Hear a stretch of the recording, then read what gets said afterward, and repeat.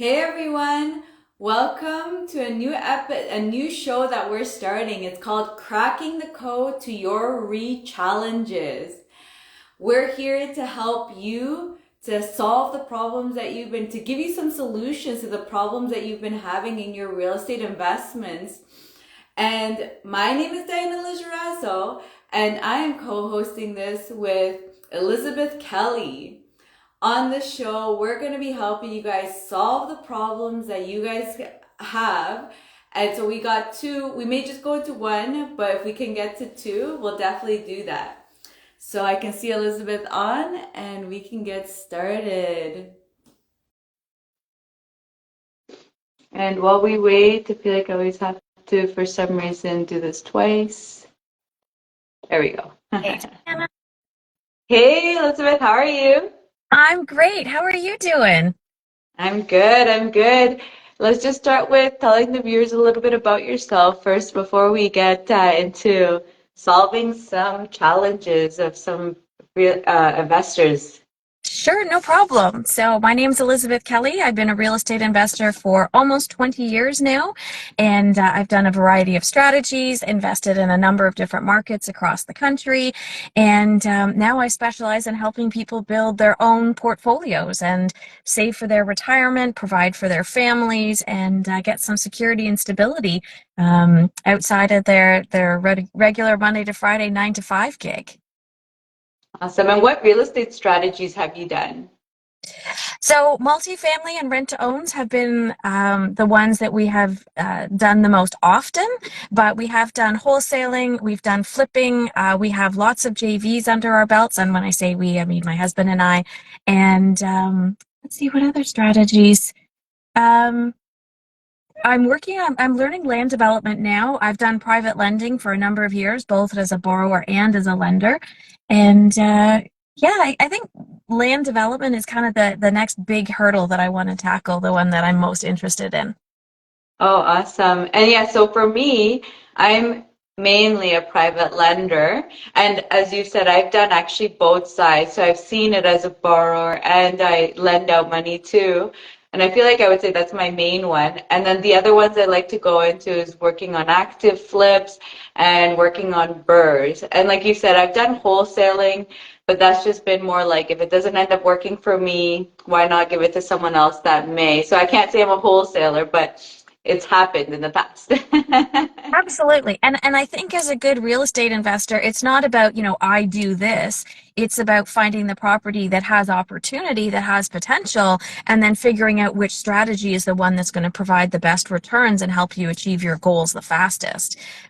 You can buy a property to wholesale, but if you have the opportunity to do other things with it and make more money, then as long as you have the knowledge base, then it makes sense to layer on additional strategies.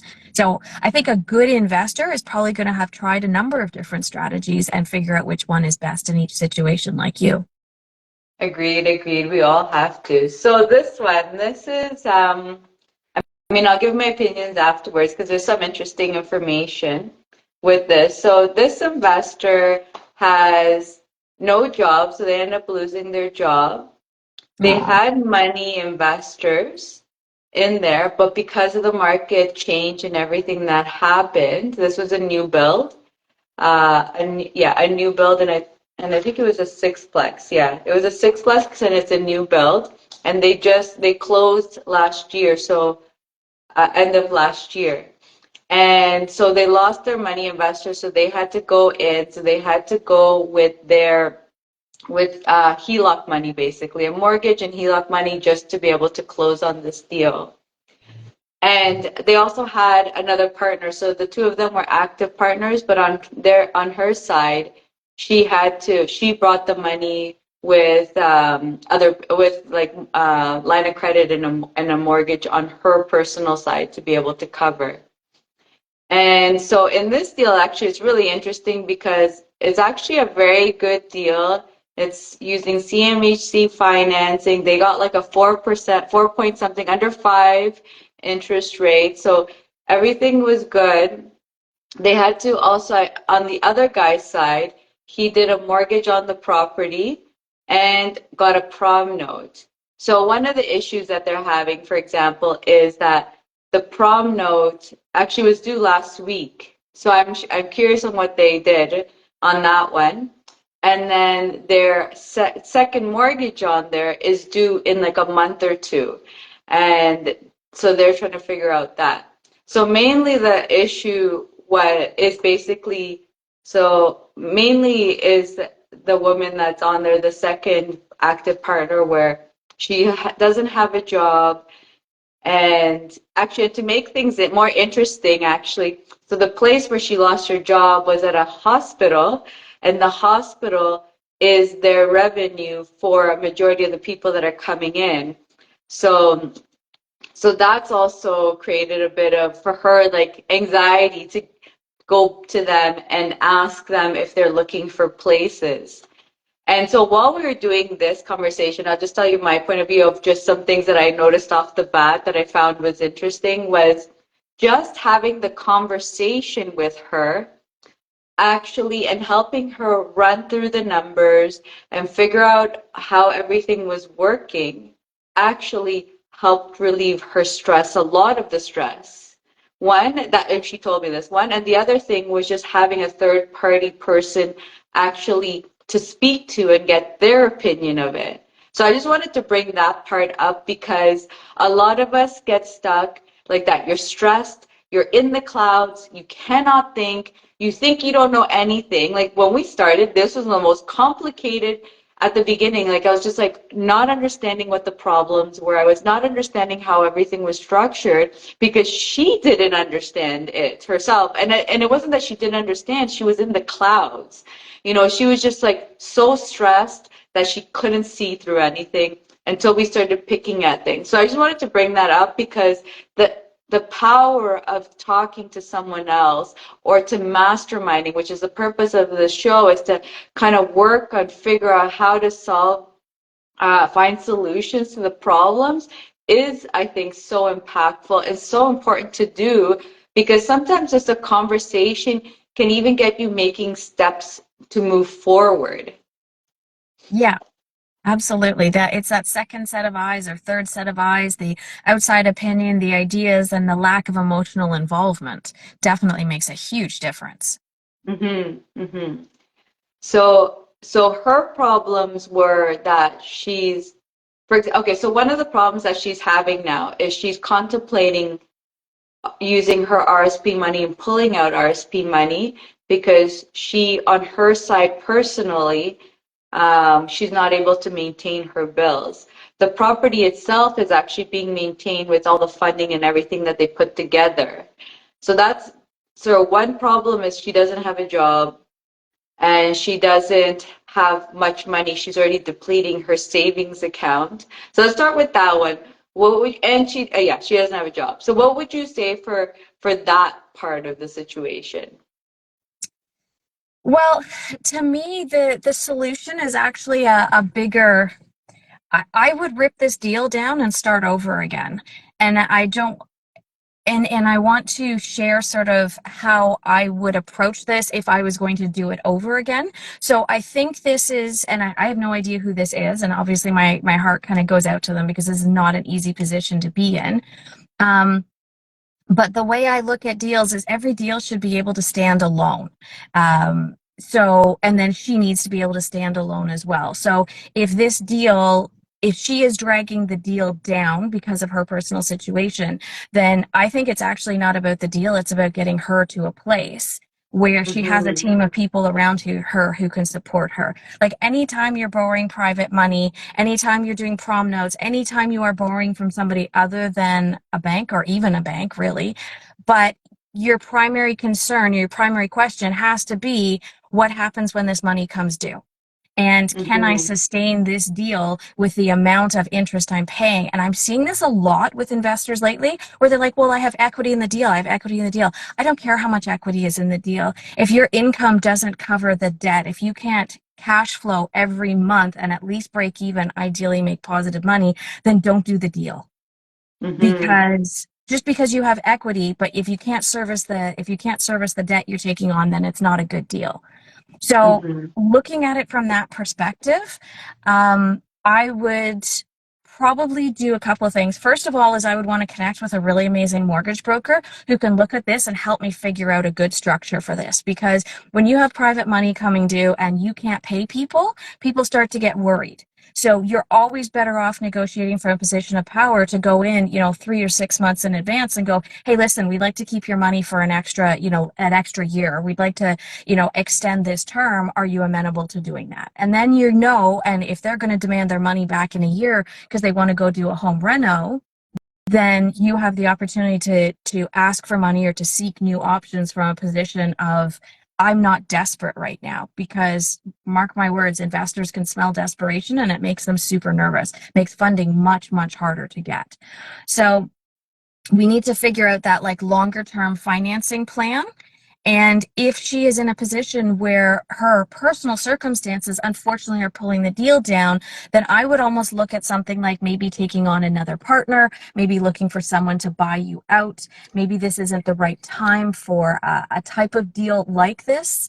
I mean, this is obviously, we want to do everything we can to keep the deal, but we never want to sink ourselves in order to keep deals, unless you're willing to like sell your house and move into the property, which I actually talked to someone this week and I was so impressed with them and their commitment to, they got into a deal. It turned out to be a much bigger deal than they thought. They got in over their heads and they literally sold their personal residence and they're moving into the property because they realized the scope of what happened, and now they're seeking coaching support because they want to make sure that they do the deals the right way moving forward. So I think there's a lot of different pieces here, but the first thing that speaks to me is not having a big plan, like a global picture. Every property you do, you should be looking at like a mini business. And if it's not making money, if it can't cash flow, if you don't have a plan for the future, then there's pieces missing.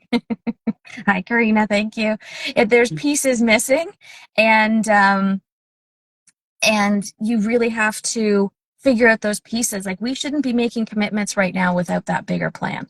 So that would be my recommendation now. Talk to a mortgage broker, figure out a bigger plan, and then, maybe there's a side hustle. Maybe she doesn't have to go back to work at the hospital. Maybe she's, not looking for another job right now, but maybe there's a way to be able to take her current skill set and to start her own business and start to generate some income from that perspective. Yeah, and I was just going to quickly say hi to April. And yeah, hi to Karina, the land development queen. She is definitely the queen of land development. She's such a rock And star. yeah, so I agree with you. And so one of the things that I did tell her was actually, because as we ran the numbers, it was actually a really good deal. Yeah. And everything was running, like looking really good. And so it was exactly, I told her the same thing. I'm like, to sell this deal, I don't think you'll actually have a problem in selling it because it's actually a good deal. It's just that she lost her partners just because of this economy, and Mm-hmm. everyone got into a fear mode. And if you couldn't control it, then people are going to be leaving. And so that was one thing I also told her was just and like that, we put all the numbers together, and that Mm-hmm. clarity really helped her because I think she was just in the clouds. So I'm hoping that if she hasn't, she is going to start selling it soon, the deal, or not selling it, but I mean trying to find partners, because the initial plan that they had was a great plan, and it still works now. So I was saying the same thing, just promote it. Now they understand the numbers, and not understand because she already knew them, but it was like re-understood them, I would say, because it was like she was so stressed that she just couldn't see it. So Mm-hmm. I was telling her, just go find your partner. She needs two partners. So just go find them. It's a good deal. And just get moving forward. And obviously the next one was also like that. She had lost her job. And it was like, okay, well, come January, like, gotta hustle and find that job or something to help. Because to me, to be honest, I think RSP money, pulling out RSP money and taking those losses that could come, is to me like the very, very, very, very last option that you do. Yeah. Um, and so for me, it was just like you gotta hustle and find money from wherever in the sense of like get a job, find a job, something that will help bringing it and like making like RSP should be almost pretend like it's not even existent. Because I feel like when you think, for example, you have zero money and like that money isn't there, you do find a way. You just have like so it's just kind of keeping your eyes open and like that, removing that stress because I think she wasn't moving anywhere was because she was overstressed, couldn't think. And I hope that meeting we had actually helped her, or she did. She said she felt so clear after it. So hopefully it's going to start, it's helping her move and make the decisions to just move forward. So that's another thing I want to say. The RSP, I feel like you're in the same boat. You know, RSP money, do not use it until it's like the last option. Yeah, absolutely. And I have a client right now who's in the same situation. And the call we had this week was when you find yourself in a situation where you don't have enough income coming in to cover your responsibilities, the fastest and easiest way right away is to say, what are my expenses right now and where can I cut costs? And it's funny when you're in that situation, what you thought was you start looking at your wants and you're like, well, this is a need. And then you go back to basics and you go, no, what do I need? I need a roof over my head. I need food on the table. Those are the things that I need. And anything else is a want. So when we're in this situation, the first thing we do is slash and burn any unnecessary expenditures. It's like, did you ever play the cash flow game, the Rich Dad cash flow game? Yes, yeah, I played it, yeah. Yeah, and the easiest way to win is to cut your expenses so low that any income that you generate offsets your expenses, and then you're out of the rat race and you're into freedom. So this is Mm-hmm. really that same situation playing out in real life. Where can you slash your expenses? Where can you, and then it's where can you boost your income? And it doesn't just have to be a job. Maybe it's, you know what, while I'm looking for a job, I'm going to do some house cleaning, or I'm going to do some snow shoveling, or I'm going to do some online consulting, or I'm going to do, I'm going to go to my church or talk to, my network and see what skills I have that other people need because I have time right now and a lot of people don't have time. That's the piece that they're missing in their life puzzle. So it's becoming really focused on what can I do right now in the immediate time? How can I make money? And I find when we start to take these small steps, a lot of times when people are stuck, just like this lady was with you, and I'm so glad you were able to help her because we talk ourselves, we almost put ourselves, you know how you see the hamsters in the wheels and they just run and run and run and they never get anywhere, but they feel like they're frantically and they go as fast as they can until they go flying off the wheel and then they get back on and they run again. We can do the same thing with our thoughts. So the first thing to do is to get off the wheel, to stop and to Mm-hmm. breathe and go, okay, what do I need most right now? Well, I'm going to cut my expenses and then I'm going to look at ways to generate income and I'm going to turn things around. This didn't happen overnight. And there are a ton of people who are in this situation. So it's not a reflection of who you are as a person. It's a reflection of the circumstances that you're in and who you show up as to deal with those circumstances. This is a defining moment for you. This is a pivotal point where you have the opportunity to choose how you're going to show up in this moment. And Mm-hmm. I've been in these situations. 2014, we had someone who stole from us and we chose the wrong business partner and we ended up having to sell our house in order to be able to make good on all our obligations. Mm-hmm. But that was a defining moment. That really cemented for me my integrity. I will do everything in my power, including selling my house and living in one of my rental properties, in order to ensure that my investors are made whole.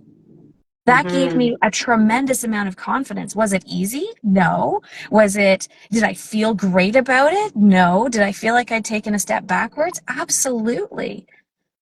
But that is something that I look back on with so much pride, and I know who I am as a person because of that challenging moment. So this is the moment where, as an investor, if you're in this situation, you reach out to your team, you reach out to your network. There is no shame in being in a situation where you're struggling right now because you are not alone. There are tons of investors right now, some really well-known people who are in this situation. It's as simple as, the market went down 20% and now my exit strategy isn't valid anymore. Now what do I do? How do I pay back the money that I borrowed? I love that. And actually, I think that you already gave kind of like even another challenge or another solution that could be a possibility also is like you were saying, for example, instead of taking out RSP money, I mean, we are coming into the hot season. I mean, we will be in the spring coming into the hot season where I personally think that'll probably be the best opportunity to be selling if you're going to sell. That's probably where you'll get the highest is Yeah. maybe because she does have a few units in there that are empty and maybe the opportunity to sell it if there's a unit in there that works Mhm. for the size, whatever the family and stuff is like you said, like selling it because then it'll actually pay off all those debts anyways that she has, at least one of them. I don't know about the other one, but at least one of them, because I think one of them is on her house.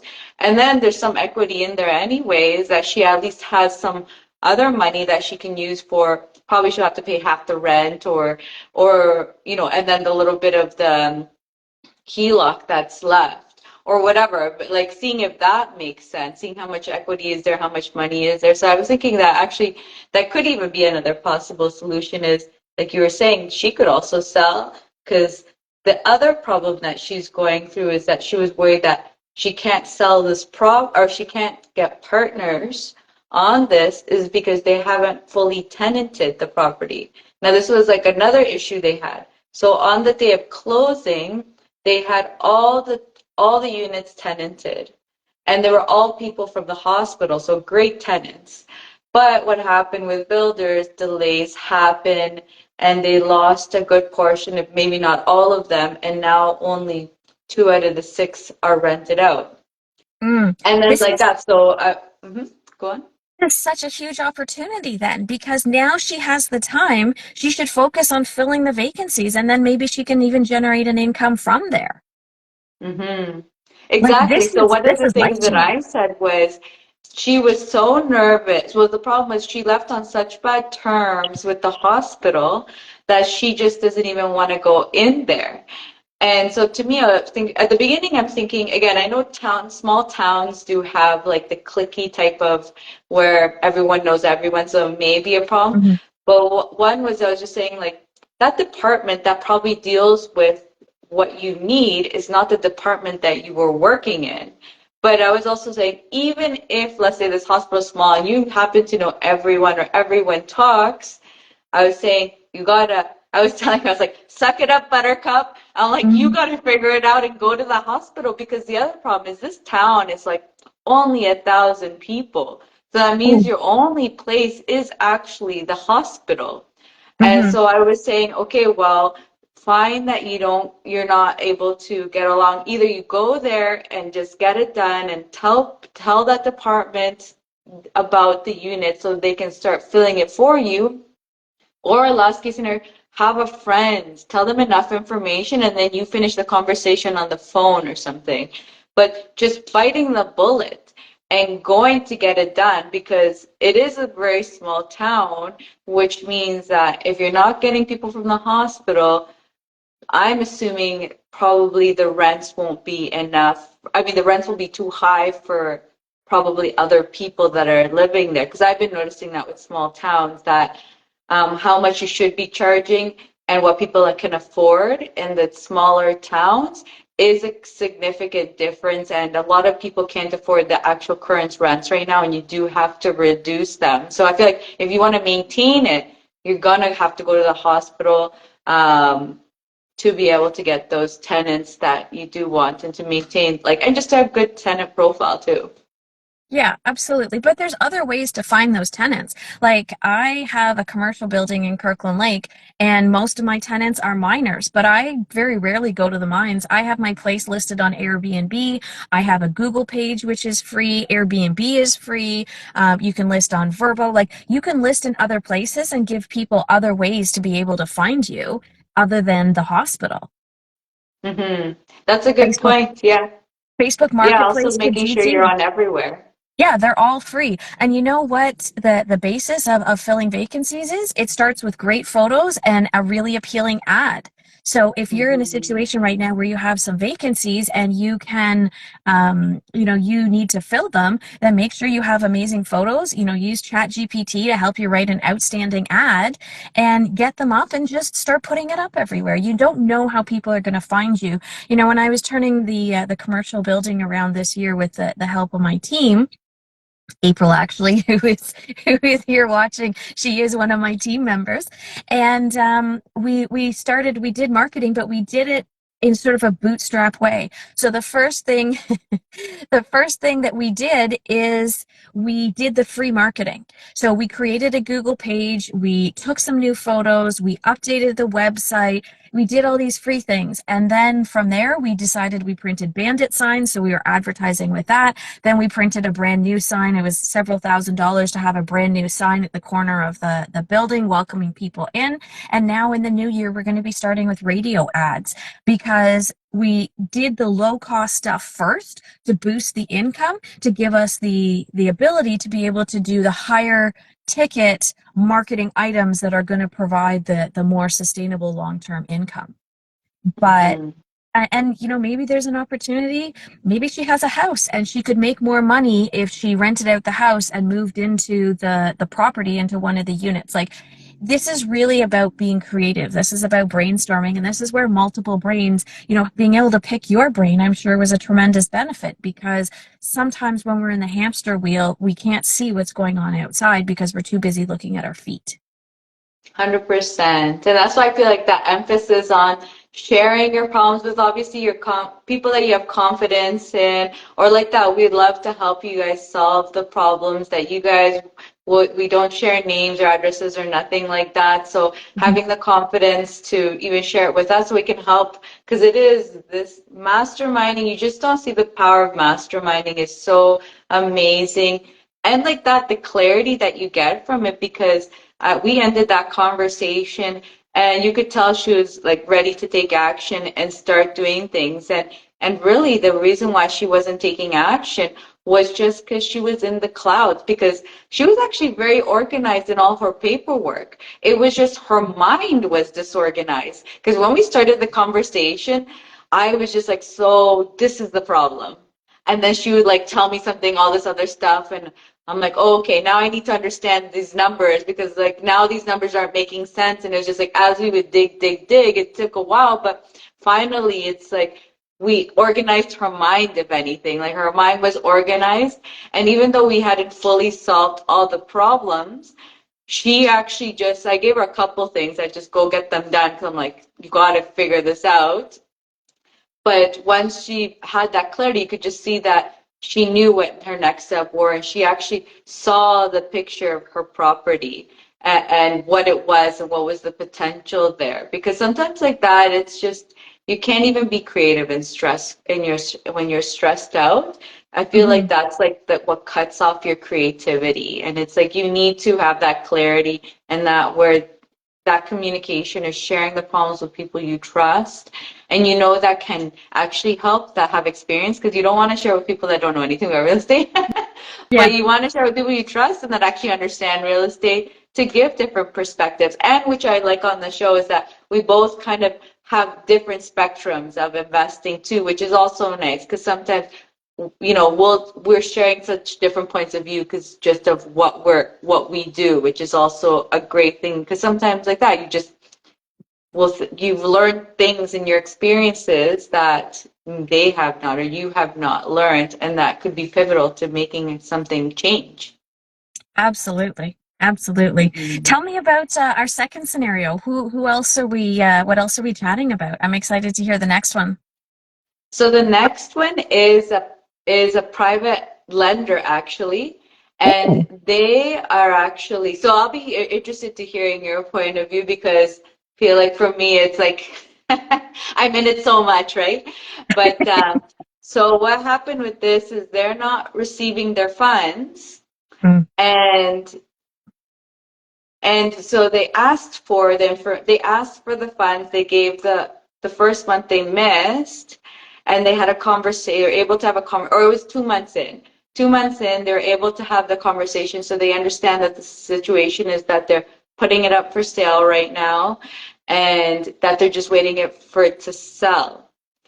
And actually at that time, because now I think we're at the 4 month mark, I believe. Yeah, this is the 4 month mark. So their problems is they don't know if basically what to do. I don't want to say what to do. What would you do?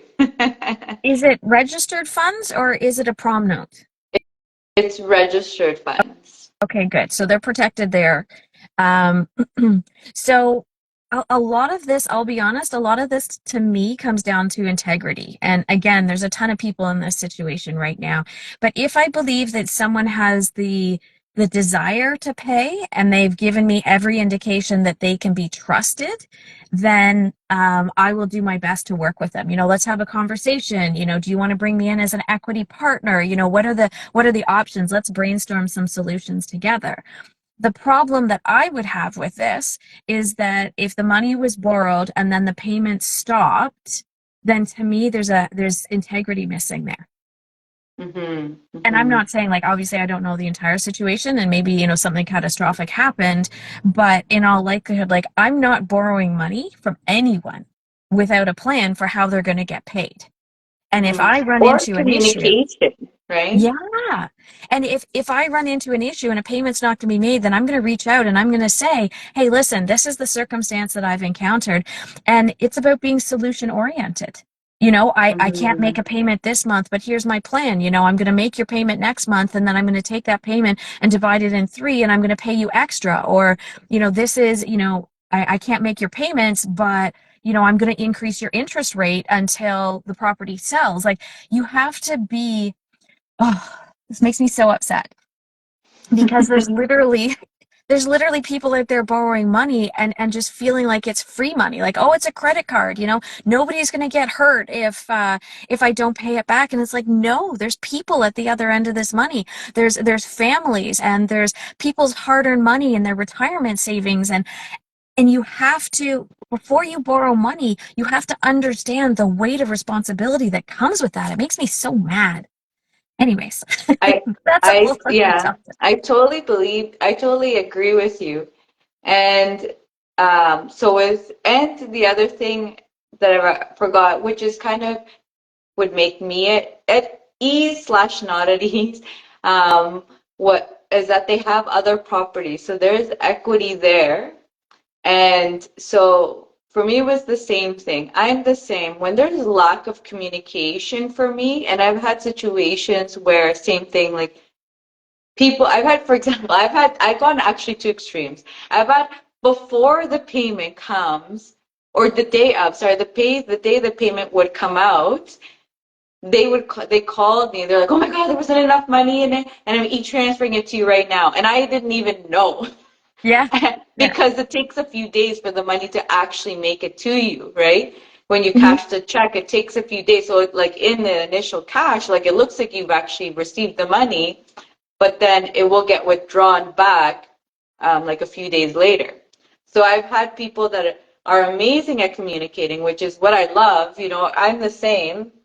If there's an issue, tell me about it and we can Mhm. figure it out and we can work within our circumstances.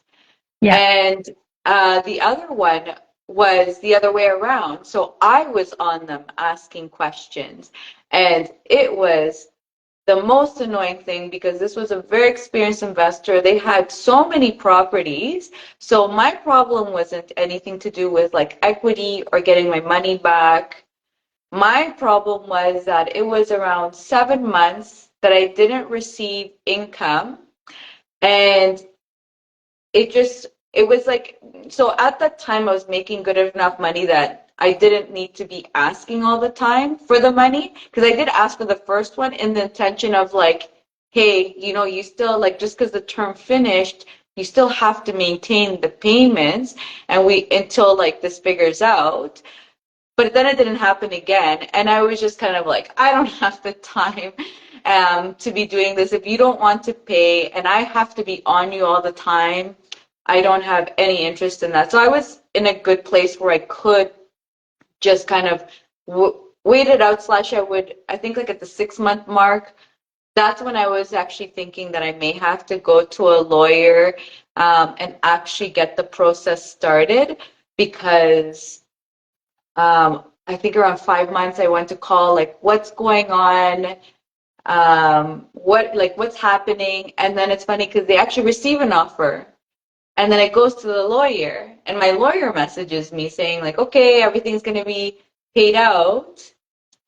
And then the date comes and then it doesn't close. Like it was like such a strange scenario. But I can tell you again, so my thing was even though the guy had the equity to pay it out and I could have done what I needed to legally to just get my stuff paid out, I will never lend to them again because my issue was that I just didn't like the stress. It put me actually through a lot of stress because even though I was like good financially, like you still are in a place of unknown when someone's not communicating with you, you still feel like you don't know how things are going to go. Am I going to have to go through lawyers? Am I going to have to go through all these stressful situations to get my money back when I know I'm going to get it back? I know that's happening. That wasn't the issue, but it's like, do I have to go through this process of spending thousands of dollars to go through legal actions to get the money? So Yeah. for me, for example, like that, like I feel like if you get a person who's not communicating, that to me is just like, doesn't matter how many houses you have. Yeah, Just like, absolutely. no, I don't need the stress. And potential payment is still not payment. So I have particular things that I look for when I lend people money. I look at their integrity. I look at their commitment. I look at their past history of borrowing. I look at, how solid their exit strategy is. Potential money doesn't put money in my bank account. And especially for people who've borrowed money from a HELOC, as was so common a couple of years ago, and they've lent it out, not receiving those monthly payments actually is detrimental to their own family circumstances and situations. Mhm. So, I mean, this is another scenario where real estate is a business. And if people aren't communicating and they're not offering solutions and they're not being proactive, then they're not leaving me much choice except to go to the lawyer. So I can do something like create my own demand letter and send it to them with a deadline, like, hey, you have to come to me with a solution. You have to, you can even put options in front of them. Hey, listen, I'd like an equity share, whatever it is that you want. But sitting back and waiting and crossing your fingers and hoping is going to leave you potentially at risk of not getting your money back. Because unfortunately, a Mhm. lot of times in these situations, when there's a big investor and they're starting to sink under the weight of their obligations that they can't meet, typically it's the people who act first and make the most noise that they're going to pay out the first. And there may not be Mhm. any money at the end. Like right now, if people's portfolios have dropped in value by 10, 15, 20%, and then they've got realtor fees on top of that, there's going to be a deficit at the end. And the people who sit back and do nothing, unfortunately, are the ones who are at greatest risk of not getting their money back. So this is one of Mhm. those things that when you have a payment date and a payment is missed, in a perfect world, your investor is going to reach out before the payment is missed. But if they don't and you reach out to them, then the second best option is they actually respond and they talk to you about what's going on. The worst case scenario is when they ghost you completely and you're left going, I don't know what's going on. Like, where's my money? Yeah, yeah. And yeah, so with them it's he's having the situation that he just has to go and talk to them and and so he's getting the story. But I think another thing that you said that actually is interesting is actually like that providing solutions like that. Like it's kind of like he has to babysit a lot now to get to know what's going on. But like that, it is, for example, very stressful for them because they do need the money to pay all their bills and things like that. So they are being more on it. Like I wasn't so on it, but it was also like in the good times. It wasn't like any time in these couple years. Yeah. But I think, like you said, right now things are very tough for all sides. It's very true that you're saying that. And so I think, yeah, if they're not communicating, it's like you just have to go and get it done yourself and get the information you need to understand um, and bounce ideas off and figure out how to do it. Because I mean, to also talk on the other side, I think same thing as you. Like it's irresponsible that the borrower is not communicating. But at the same time, I also just say that, like they may be fully stressed out in the clouds too, not able to, maybe they have more property. I mean, they say they have, but maybe they have more active properties that are going through problems. Who knows? And sometimes you do need to be the one to just help give them the clarity too, actually, and just like, can we find a solution to the problem that's happening? Because I've also had actually another private lend where we never had any money issues. But I always tell my borrowers that to let me know what's going on because I lend to flips and burrs, so I know it very well. So even if they're coming into problems, I can probably help them find some solutions. And there was one where it was like that. He came to me, we had delays, the payments never stopped, but it was like a 6-month project that turned into a 1-year project.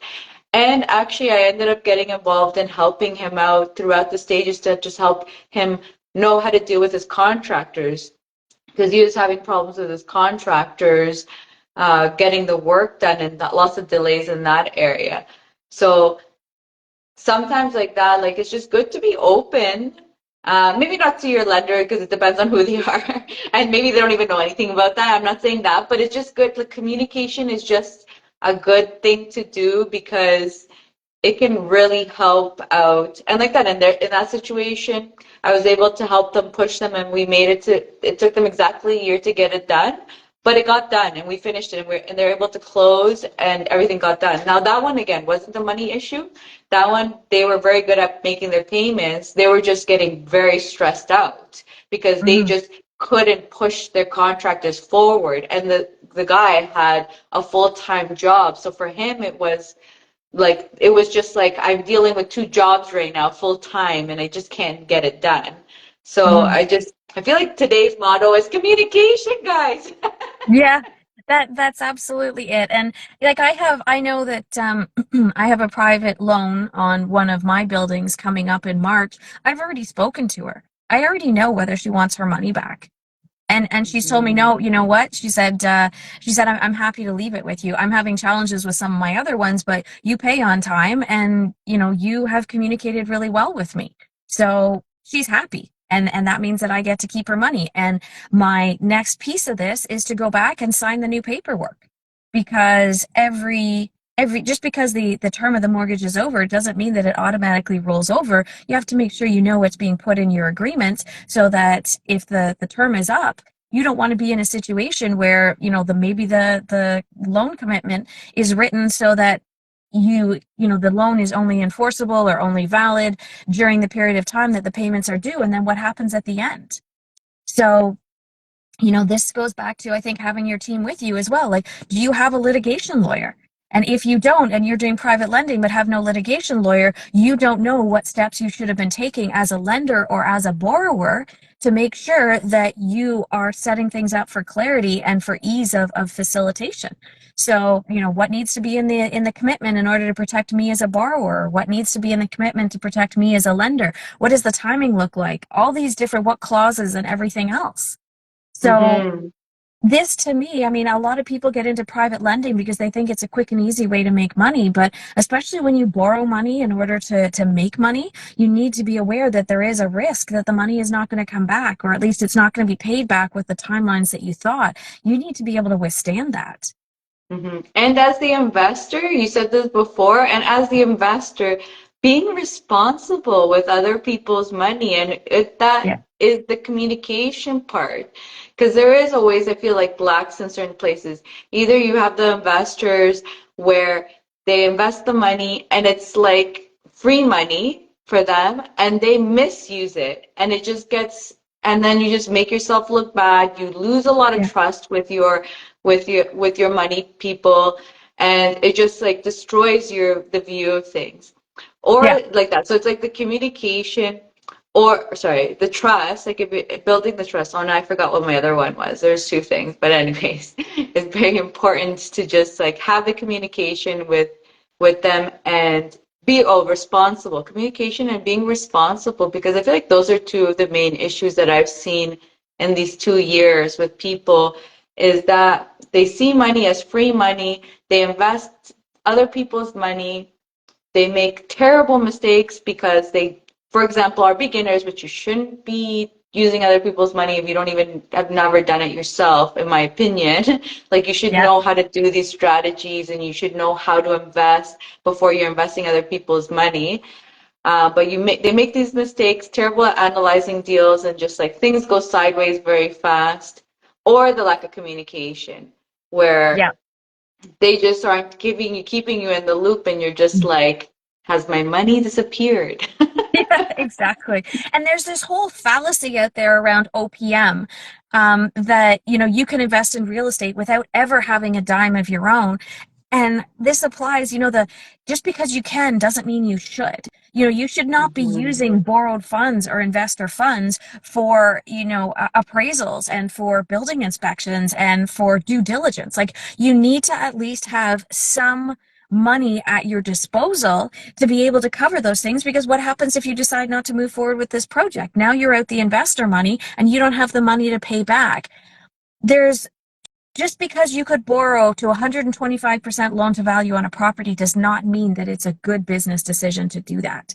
So, especially when you're playing with other people's retirement funds, be responsible and be Mhm. responsive. Mhm. And actually, now that you make that point, another thing that I've noticed is using private money.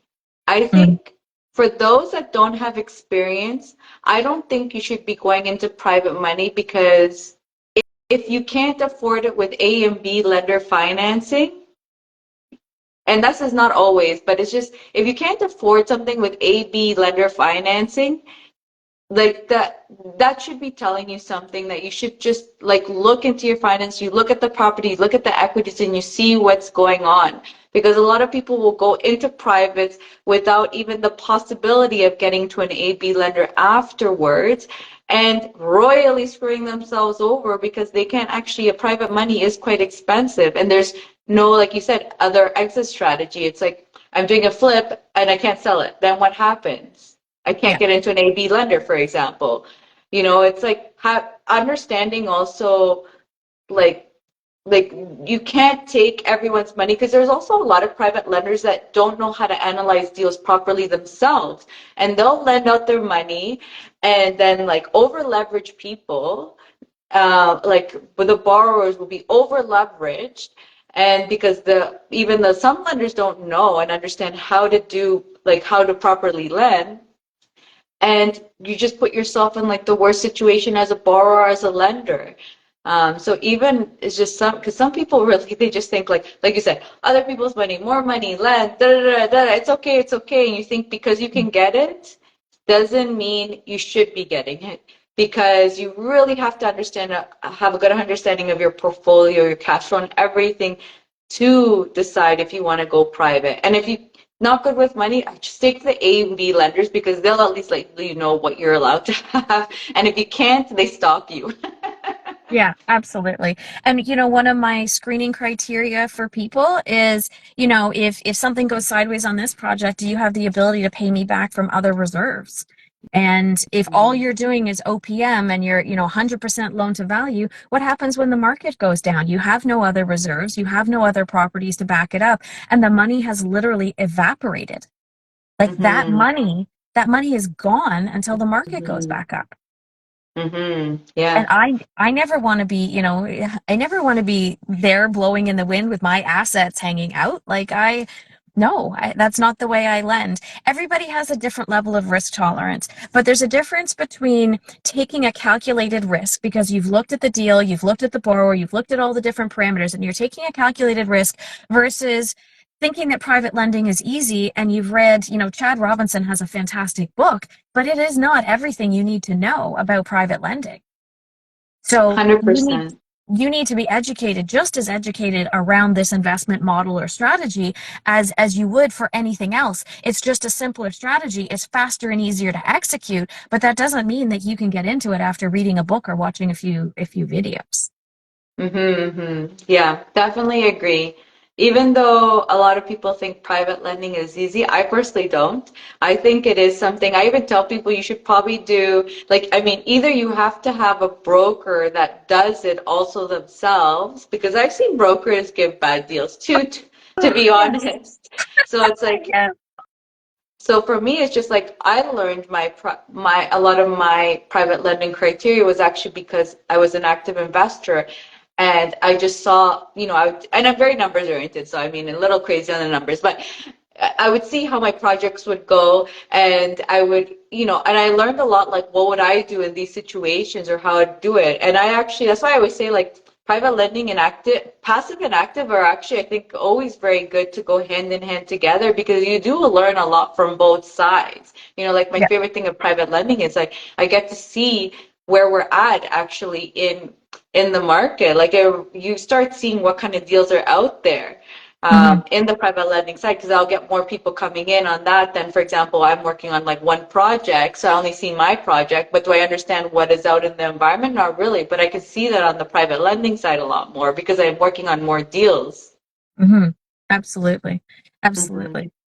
I It's just just been wanted to so also much give fun. just one shout out to um, B Mercedes. It said just join, sounds good, and we'll watch the recording. So yeah, if you guys are missing this, don't worry. It's gonna be, the replay will be out, so you'll get to see from the beginning, because we do get to talk about exciting deals, Mhm. other people's deals, and we get to solve them. Do you have any final comments, Elizabeth, that you like to tell us about the projects or yourself? I don't think so. I hope everyone has an awesome holiday. And if you're struggling, please reach out. Know that you're not alone. Diana can offer some amazing advice and insight. I'm happy to provide wisdom and weigh in where I can. But there is absolutely no shame in having done deals or lent money without knowing maybe who you were getting into deals with, or without knowing, in hindsight, what you needed to know. Hindsight is 2020. If you're struggling, please reach out to anybody in your network who you think would be able to help you. Be resourceful and just take small steps. If you're feeling stuck right now, just small decisions, small steps. That's how you're going to dig yourself out of the situation. But I hope that everybody has an amazing holidays, Christmas, happy Hanukkah, which just finished, and look forward to seeing everybody again in the new year. Awesome. Yeah, thank you, Elizabeth. Yeah, so if you guys are interested, also if you want a safe place where you can ask your questions, I have an application. It's called Refram, where you can post there. There's lots of experts, Elizabeth, there too, where you can post your questions, tell us what it is. You can also DM us if you want it to be a little bit more private, and we're there to help you guys out. Elizabeth, thank you so much. If you guys love what you heard from Elizabeth, she's going to be tagged on here so you can follow her and see what she's up to these days. If you love this show and you love what I'm doing, definitely follow me also. And same thing, get onto ReFam, realestateinvestorfam.com. Elizabeth, thank you so much. It's so fun to chat with you. And oh, sorry, and everyone, we'll be starting in the new year so this is our last one for the year, and we'll start back up in the new year. Thank you, Elizabeth. It's so much fun to chat with you. Thank you, everyone. We'll see you Thanks. all in the new year. Merry Thanks, Christmas and Happy Diana. New Year, everyone. Bye, Bye. Bye, everyone. Elizabeth. Bye.